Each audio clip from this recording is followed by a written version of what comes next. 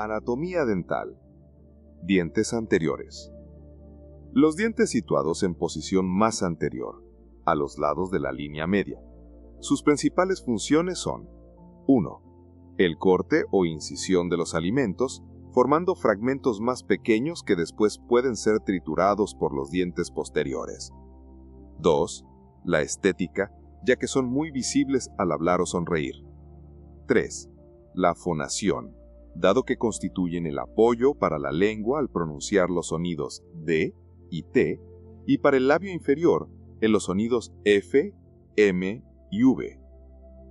Incisivos centrales superiores. Los dientes incisivos centrales superiores presentan forma de pala, evidente cuando el diente se observa desde las caras interproximales.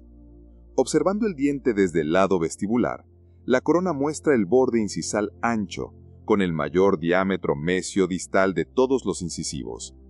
Las dos caras interproximales forman un ángulo recto en sentido mesial y un ángulo algo más obtuso en sentido distal. En el diente recién erupcionado, la cara vestibular presenta leves depresiones longitudinales, paralelas al eje mayor de la pieza, que delimitan 3 pequeños abombamientos o lóbulos. Estas depresiones se prolongan hacia el tercio incisal, formando 3 pequeños alargamientos destinados a desaparecer con la abrasión producida por la masticación. Son los llamados mamelones. En el tercio medio, las caras interproximales convergen bajo el punto de contacto, hasta la línea cervical con la concavidad abierta hacia la raíz. Son dientes con una sola raíz, gruesa y cónica, con un tercio apical que puede ser recto o ligeramente inclinado en sentido distal. La superficie lingual de la corona presenta una concavidad formada por los relieves de las crestas marginales que delimitan mesial-tiristalmente la cara lingual de la corona, y por el cíngulo, robusta prominencia de la corona presente en su tercio cervical y que delimitan la fosa de la lengua. Las caras interproximales permiten diferenciar en la corona los siguientes aspectos: el cíngulo, en el tercio cervical de la corona, las crestas marginales que ocupan todo el tercio medio de la corona y el borde oclusal, inclinado unos 45 grados con respecto a la superficie vestibular del diente. Observada desde la cara interproximal, la cara vestibular presenta una convexidad en el límite entre el tercio medio y el tercio cervical de la corona, que determina junto con el cíngulo el diámetro máximo ecuador del diente. Los perfiles de las caras vestibular y lingual convergen bajo el ecuador del diente para formar la línea cervical, que se presenta con una amplia concavidad abierta hacia la raíz. Incisivos inferiores centrales. Los incisivos inferiores o mandibulares, monorradiculares, son los dientes más pequeños y más simétricos de la dentadura permanente. El diente incisivo central mandibular difiere del central superior en algunas características. La anchura mesio-distal es menor que la del central superior y a nivel de la corona, ello determina una menor convergencia hacia el tercio cervical de las superficies interproximales. Los dos ángulos entre las caras mesial y distal y el borde incisal de la corona son casi rectos. Es el distal menos acentuado. La superficie lingual de la corona es cóncava, con crestas marginales y cíngulo que delimitan la concavidad lingual. La raíz está muy aplanada en sentido mesio-distal y presenta en leve surco longitudinal que determina el aplanamiento del canal pulpar o su desdoblamiento. En la dentadura permanente, el incisivo central inferior erupciona hacia los 6-7 años, mientras que el superior lo hace a los 7-8 años. Por cuanto respecta a los incisivos centrales de leche, presentan la misma forma que sus homólogos permanentes. No obstante, se distinguen por presentar menores dimensiones, una corona más corta y gruesa, casi por el equivalente a los diámetros cervicoincisal y mesio-distal, y por su color blanquecino. Los primeros incisivos centrales de la dentadura primaria que erupcionan son los inferiores, que lo hacen a los 6-7 meses de vida, mientras que los centrales superiores lo suelen hacer a los 7 meses y medio. Incisivos laterales.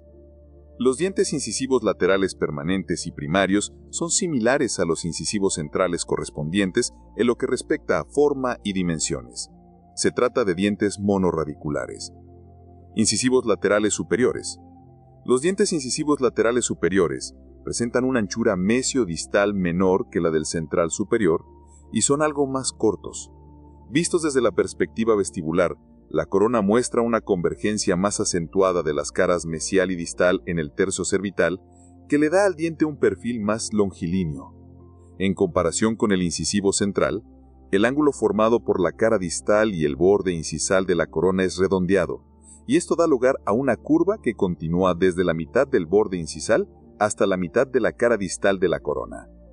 La raíz presenta una sección más redondeada que la del incisivo central, con un ápice que puede separarse en sentido distal en el tercio apical. Incisivos laterales inferiores. El diente incisivo lateral inferior tiene una forma muy similar a la del central, aunque es más grande, a diferencia de lo que sucede en los incisivos superiores. La curvatura cervical de la unión esmalte-cemento sobre la superficie mesial es más acentuada que la distal, lo que permite diferenciar el incisivo lateral de la derecha del de la izquierda.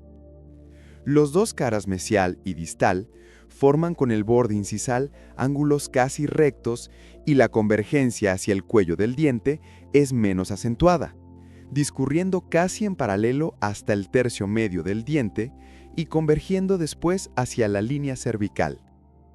Los incisivos laterales inferiores erupcionan hacia los 7-8 años de vida, es decir, después que los incisivos centrales. Los incisivos laterales superiores lo hacen a los 8-9 años.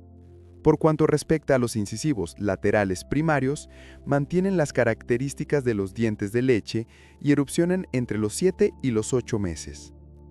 Caninos. Los 4 dientes caninos están situados en los ángulos de cada una de las arcadas dentarias. Son los dientes más largos y su corona presenta una única y pronunciada cúspide que tiene la función de desgarrar los alimentos y guiar los movimientos laterales de la mandíbula. Son dientes monorradiculares, con una raíz cuya longitud es aproximadamente 1,5 veces la de la corona y que presenta una protuberancia, la eminencia canina. Caninos superiores. Observado desde la perspectiva vestibular, el diente canino superior tiene una forma alargada con una gruesa cúspide que une las vertientes mesial y distal.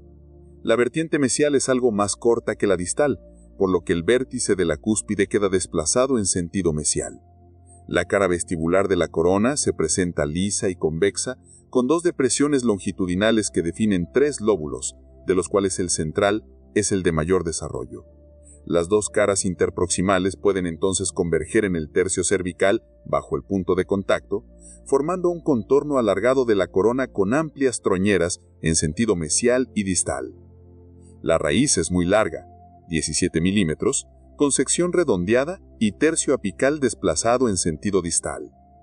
La superficie lingual de la corona muestra unas crestas marginales mesial y distal desarrolladas, con cíngulo prominente en el tercio cervical, y desde las caras interproximales, la superficie lingual de la corona del canino superior pierde la concavidad que da a los incisivos su característica forma de pala, y adquiere una forma convexa en la que el cíngulo y las crestas marginales constituyen una estructura voluminosa, con mayor diámetro vestíbulo-lingual que el de los incisivos.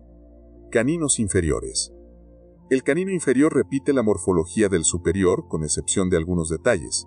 En ocasiones puede, por ejemplo, ser birradicular, y la raíz presenta una longitud de 15 milímetros, con el tercio apical algo inclinado en dirección mesial.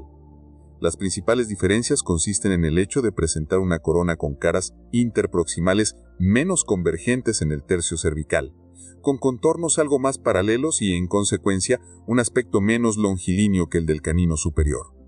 El canino inferior primario es más pequeño, tanto en longitud como el diámetro mesio-distal, y además por las dimensiones se diferencia por la distinta edad de erupción y el intenso color blanquecino, propio de los dientes de leche.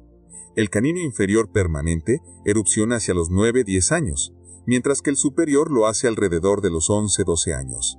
Por su parte, el canino inferior primario, seguido del superior, erupciona entre los meses 16 y 20 de vida. Dientes posteriores. Premolares. Los dientes premolares son 8, 2 en cada cuadrante, a los que se designa como primer y segundo premolar en cada caso.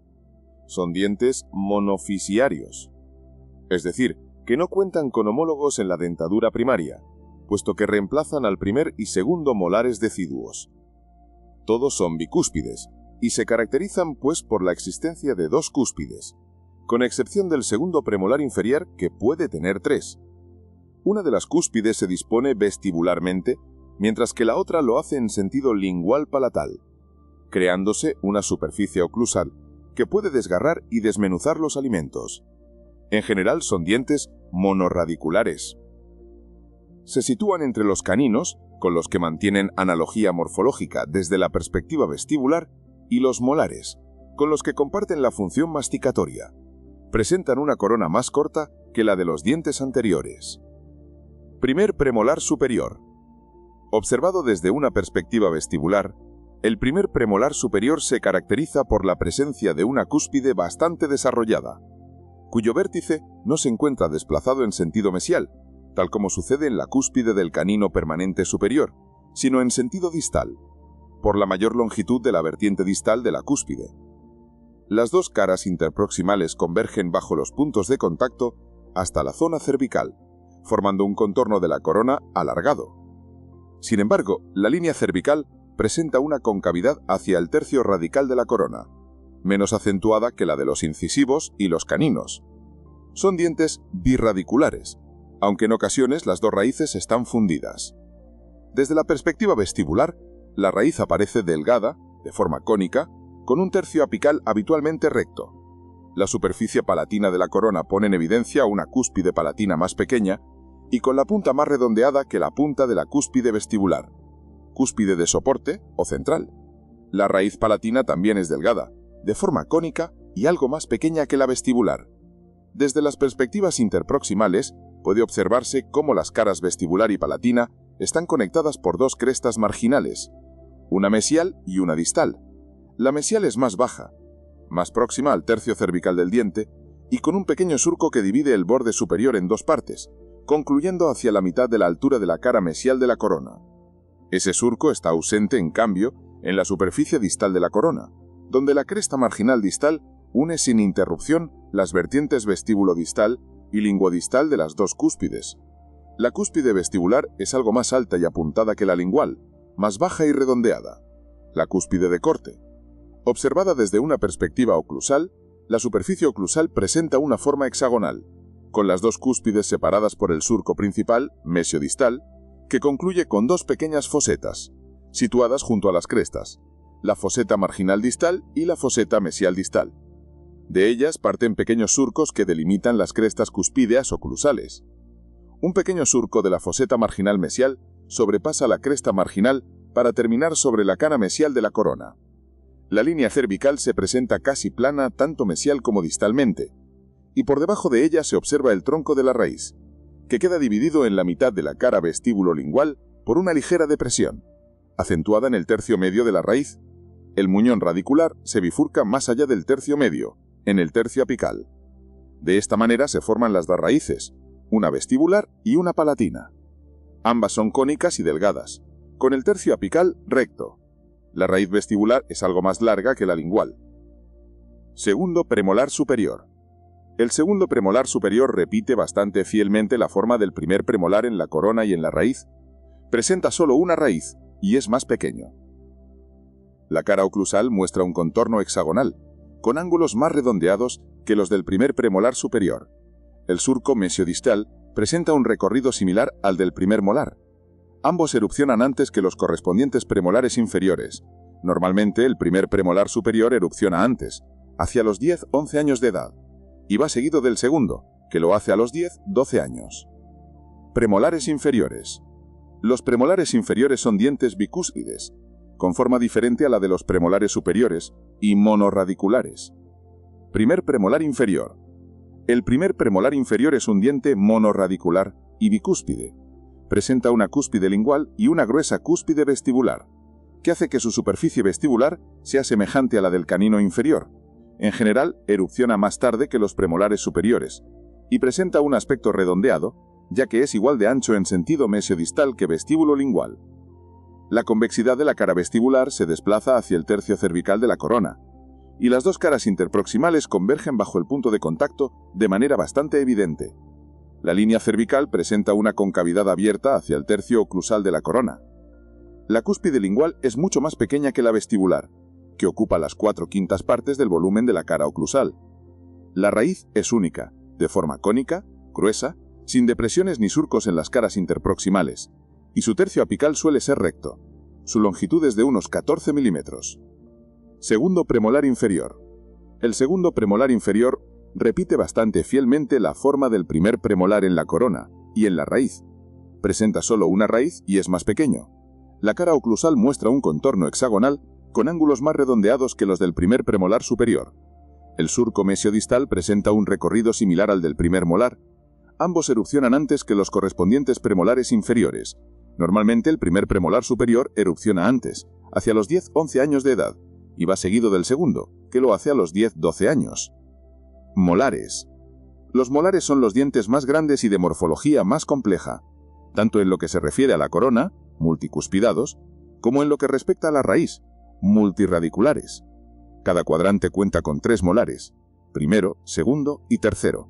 La morfología del tercero es muy variable en relación con las de los 2 primeros. Primer molar superior.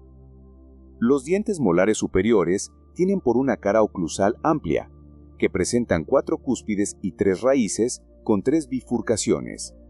Se les llama dientes de los 6 y de los 12 años, respectivamente, en referencia a la edad a la que erupcionan.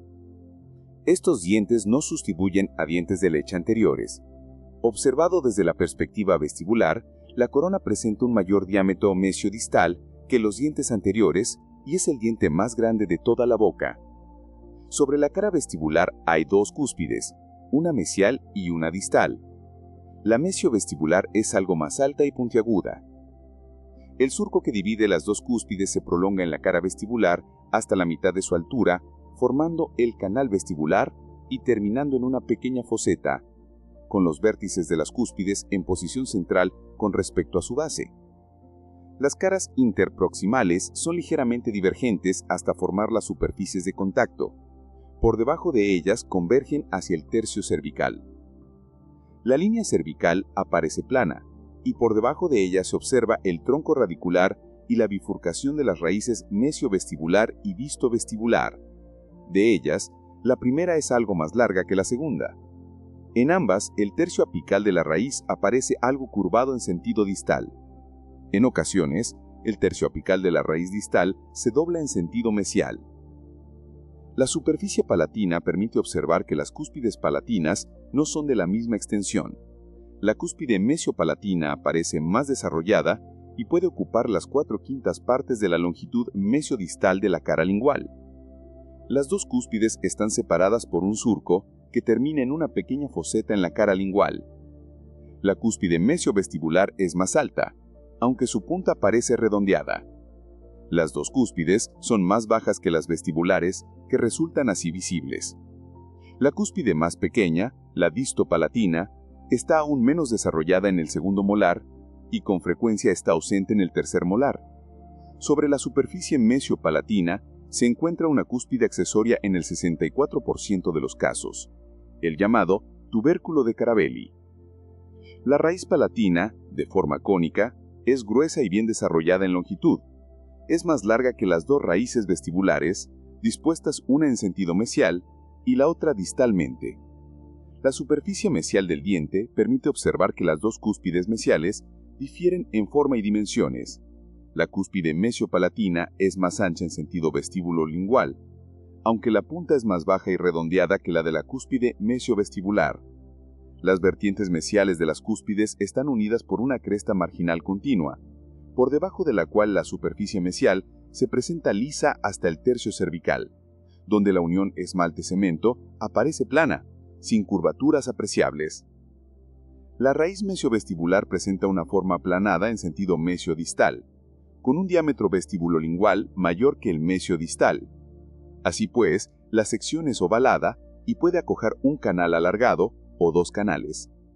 Desde la perspectiva vestibular se puede observar que la raíz palatina es recta, de forma cónica y dirigida hacia el exterior. La observación de la superficie distal muestra las 2 cúspides distales, de las cuales la distopalatina es más baja y reducida de volumen que la distovestibular. La cresta marginal que une las vertientes distales de las dos cúspides y la cara distal de la corona no presentan aspectos de relieve. Bajo la línea cervical se pueden observar el contorno de la raíz distovestibular, cónica, y un poco más corta que la mesiovestibular, y la raíz palatina, más larga. Observado desde la superficie oclusal, el primer molar superior tiene una forma cuadrangular, con 4 cúspides, cuyos vértices y vertientes mesial y distal delimitan la meseta oclusal. Esta se caracteriza por un surco principal, de disposición mesiodistal, dividido en 2 partes por el puente del esmalte, sólida estructura que une las vertientes oclusales de las cúspides mesiopalatina y distovestibular. La parte del surco disterior del puente del esmalte comienza en la foseta central mesial. De ella parte un surco de disposición vestíbulo-lingual que delimitan las 2 cúspides vestibulares y continúa sobre la cara oclusal, y un surco distomesial que termina en la foseta marginal mesial.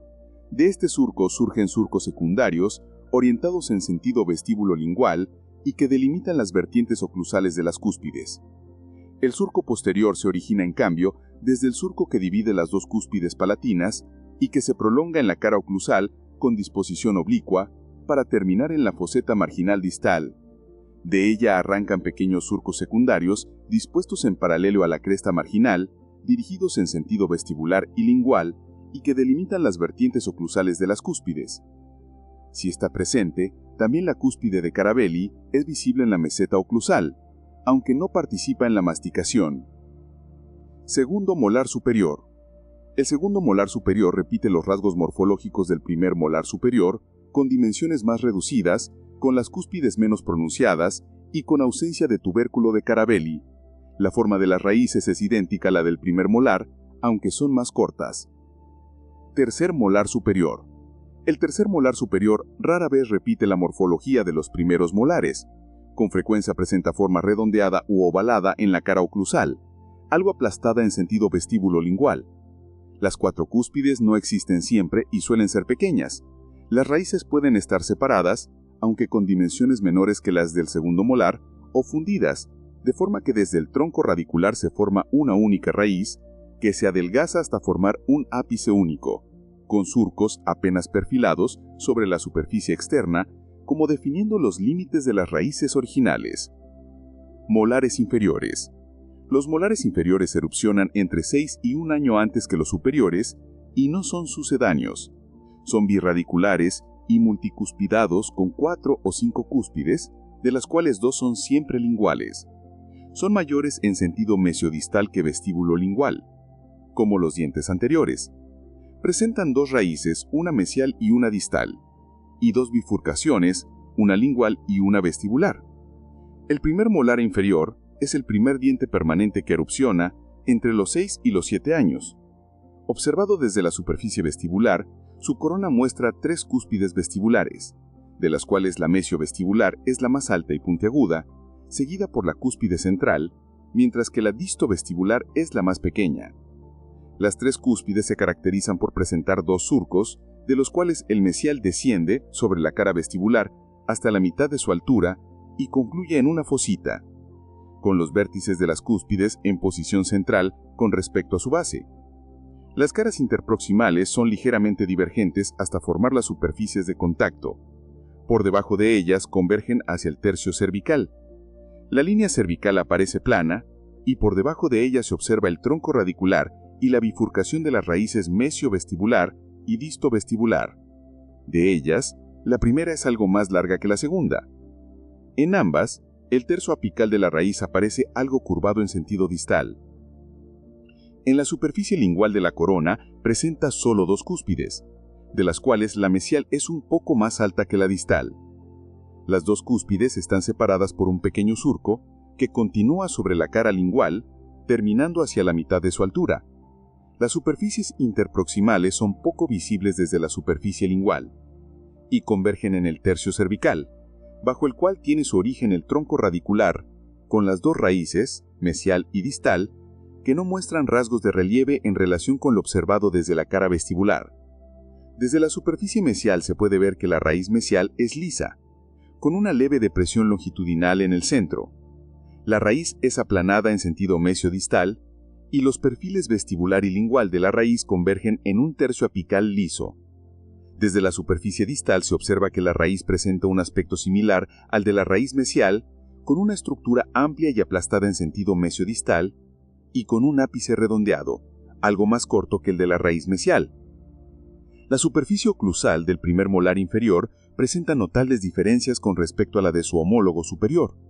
La meseta oclusal está formada por 5 cúspides, de las cuales 3 están dispuestas vestibularmente y 2 en sentido lingual. La meseta oclusal queda desplazada en sentido lingual, dejando ver la convexidad de la cara vestibular. Las 5 cúspides están separadas por un surco mesiodistal en forma de Y.